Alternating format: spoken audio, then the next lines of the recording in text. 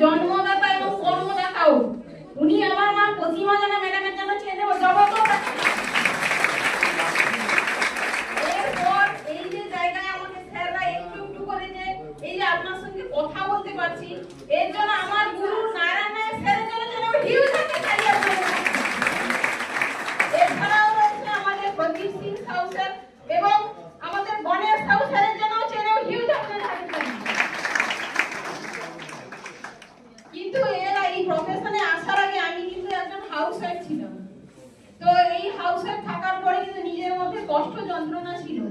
তখন আমি বাড়িতে বসে কিন্তু ছোট ছোট বাচ্চাদের ওই 30টা মতো বাচ্চাদের টিউশন পড়াতাম। টিউশন পড়ানোর পরে কিন্তু হাল খাতা করতে হয়েছিল, কারণ পয়সা দেয়নি। ওই বলে লাইফ ক্যারিয়ার কিন্তু হবে না। তো ওই ভেবে আজকে আমি নিজে কিছু করবো বলে কিছু আমি একদিন একটা হলে এসে এই প্রোগ্রাম দেখে নিজেই কিন্তু ডিসিশনটা কিন্তু নিয়েছিলাম। তো ডিসিশন নিয়েছিলাম বাড়ির পরিবার থেকে কিন্তু খুবই বাধা, সবকিছু বাধা থাকা সত্ত্বেও কিন্তু আমি ডিসিশন